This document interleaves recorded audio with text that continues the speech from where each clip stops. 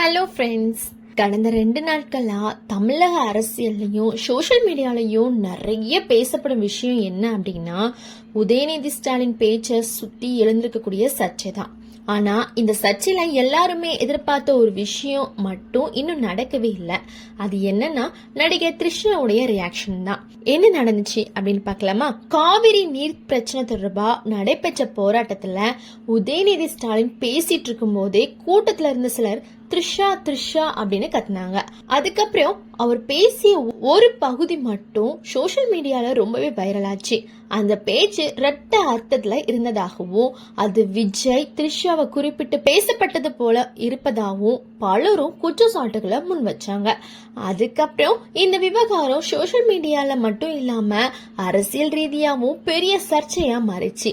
உதயநிதி ஸ்டாலினுக்கு எதிராக புகார்கள், வழக்கு, கடும் விமர்சனங்கள் அப்படின்னு அடுக்கடுக்கா பல சம்பவங்கள் நடந்துச்சு. இப்போ அரசியல் கட்சி தலைவர்கள், சோசியல் ஆர்வலர்கள், பிரபலங்கள் அப்படின்னு பலரும் தன்னுடைய கருத்துக்களை தெரிவிச்சிட்டு வராங்க. ஆனா இந்த முழு விவகாரத்திலையும் அதிகமா பேசப்பட்ட பெயர் த்ரிஷா தான். இருந்தாலும் அவங்க கிட்ட இருந்து இதுவரைக்கும் எந்த அதிகாரப்பூர்வமான பதிலும் வரவே இல்லை. அதுதான் இப்போ இணையத்துல பெரிய விவாதமா மாறி இருக்கு. பொதுவா பார்த்தா த்ரிஷா சோஷியல் மீடியால ரொம்பவே ஆக்டிவா இருப்பாங்க. Daily Instagram story, photos, shooting updates, நண்பர்களோட எடுத்துக்கிட்ட புகைப்படங்கள் அப்படின்னு ஏதாவது ஒரு பதிவை தொடர்ந்து ஷேர் பண்ணிக்கிட்டே இருப்பாங்க. அது மட்டும் இல்ல, தன்னை பத்தி சர்ச்சைகள் வந்தாலோ இல்ல யாராவது விமர்சிச்சாலோ சில நேரங்கள்ல மறைமுகமாகவும் சில நேரங்கள்ல டைரக்டாவும் பதிலடி கொடுப்பாங்க. உதாரணத்துக்கு சமீபத்துல நடிகர் பார்த்திபன் சொல்லிருக்கக்கூடிய ஒரு கருத்து ரொம்பவே இணையத்துல வைரலாச்சு. அதுக்கு த்ரிஷா இன்ஸ்டாகிராம் மூலமா பதிலடி கொடுத்து பெரிய அளவுல பேசப்பட்டுச்சு.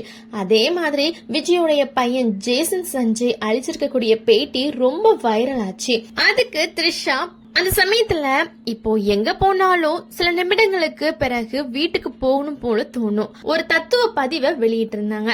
அந்த தத்துவ பதிவு யாரை குறிப்பிட்டு அப்படிங்கிற கேள்வியும் அப்ப ரசிகர் மத்தியில எழுந்துச்சு.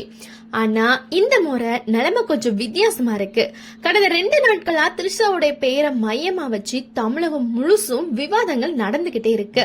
சோசியல் மீடியால தொடர்ந்து அவருடைய பெயரு ட்ரெண்ட் ஆகி வருது. பெண்களை இது போன்ற அரசியல் சர்ச்சைகள்ல இழுக்க கூடாது அப்படின்னு பலரும் கருத்து தெரிவிச்சுட்டு வராங்க.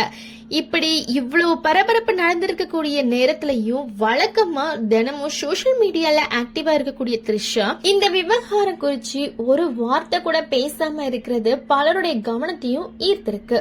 இதனால இணையத்துல பல யூகங்கள் வெளியாகி வருது. சட்ட ரீதியாக நடவடிக்கை எடுக்க போறாரா, சரியான நேரம் வரட்டும் அப்படின்னு வெயிட் பண்றாங்களா, இல்ல இந்த முழு சர்ச்சையும் கண்டுக்காம அமைதியா அப்படி கடந்து போலாம் அப்படின்னு முடிவு பண்ணிருக்காங்களா அப்படின்ற கொஸ்டின்ஸ் பலரும் எழுப்புறாங்க. ஆனா முக்கியமான விஷயம் என்னன்னா, இதுவரை த்ரிஷா தரப்புல இருந்து எந்த அதிகாரப்பூர்வமான விளக்கமும் வெளியாகல. அதனால இப்போ சோசியல் மீடியால பரவக்கூடிய தகவல்கள் பலவும் யூகங்களாவே இருக்கு. அதிகாரப்பூர்வமா விளக்கம் வந்ததுக்கு அப்புறம் தான் இந்த விவகாரத்துல அடுத்த கட்டம் என்ன அப்படிங்கறது தெளிவாகும். இந்த விவகாரம் குறிச்சு நீங்க என்ன நினைக்கிறீங்க? த்ரிஷா பதில் சொல்லணுமா அப்படின்னு நினைக்கிறீங்களா, இல்ல அமைதியா இருக்கிறதே சரியான முடிவு அப்படின்னு நினைக்கிறீங்களா? உங்களோட கருத்தை கமெண்ட்ல சொல்லுங்க. நன்றி, வணக்கம்.